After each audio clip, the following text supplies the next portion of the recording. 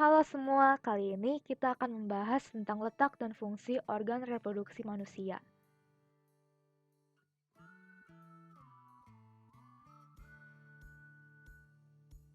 Ini adalah contoh gambar dari organ reproduksi milik pria dan wanita.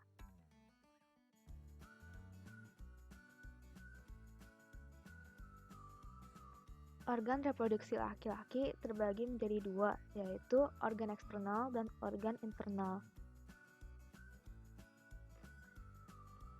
Organ reproduksi eksternal laki-laki terdiri atas yang pertama adalah penis. Penis tersusun atas jaringan erektil. Penis sendiri berfungsi sebagai alat kopulasi serta pengeluaran urin dan semen. Penis terbagi atas akar, badan, dan glans penis. Yang kedua adalah skrotum, yang merupakan kantong kulit pelindung testis. Organ ini berperan untuk mengatur suhu testis agar testis dapat memproduksi sperma dengan baik.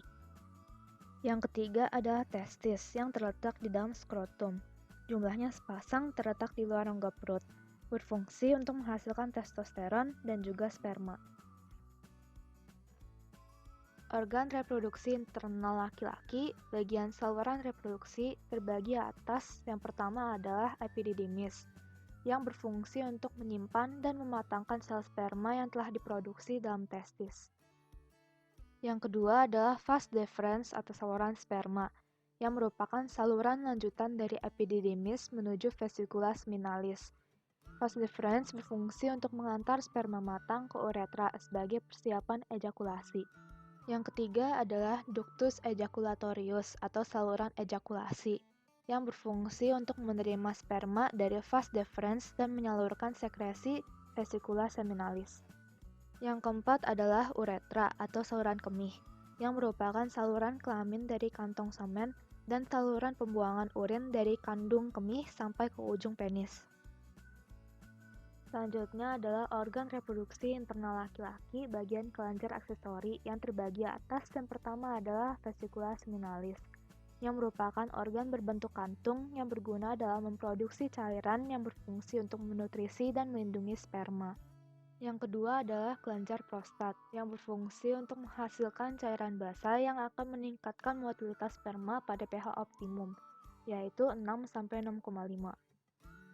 Yang ketiga adalah glandula bulboretralis atau kelenjar Cowper, yang berfungsi untuk memproduksi cairan bersifat basal yang mengandung mukus atau lendir untuk pelumasan. Organ ini juga membantu menetralisir keasaman di saluran kemih yang terbentuk akibat sisa urin.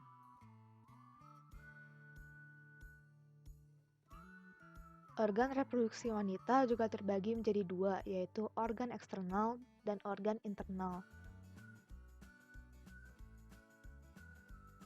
Organ reproduksi eksternal wanita dikelompokkan dalam satu area yang disebut vulva, dan tersusun atas. Yang pertama adalah mons pubis, yang merupakan jaringan lemak yang mengelilingi tulang pubis.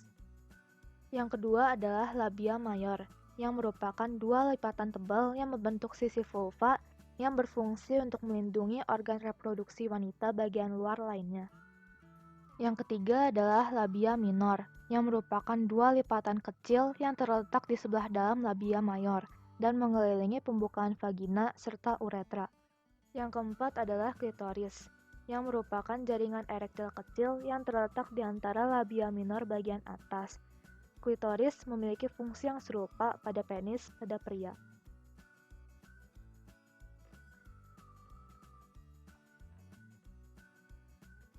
Yang kelima adalah vestibula, yang merupakan area yang dikelilingi labia minor dan menutupi lubang uretra, mulut vagina, dan saluran kelenjar Bartholin. Kelenjar Bartholin sendiri berfungsi untuk mengeluarkan lendir dan melunasi vagina.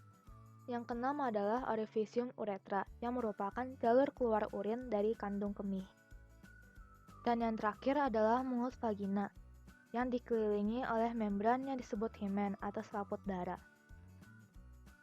Sedangkan organ reproduksi internal wanita terdiri atas. Yang pertama adalah vagina, yang merupakan tabung fibromuskular yang terletak di antara uretra dan rektum. Bagian atas vagina terhubung dengan serviks, sementara bagian bawahnya terbuka ke arah luar. Vagina sendiri berfungsi sebagai organ kopulasi serta jalan aliran menstruasi dan jalan lahir bayi. Yang kedua adalah uterus atau rahim, yang merupakan ruang kosong yang berfungsi sebagai tempat berkembangnya janin. Uterus terletak di antara kandung kemih dan rektum. Dindingnya tersusun dari perimetrium, miometrium, dan endometrium. Endometrium sendiri berfungsi sebagai tempat implantasi zigot dan pertumbuhan janin.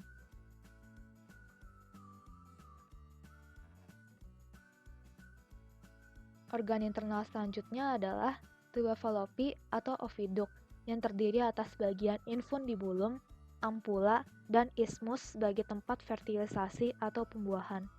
Lalu yang terakhir adalah ovarium atau indung telur, yang merupakan jaringan kecil berbentuk oval yang berjumlah sepasang di rongga pelvis atau panggul.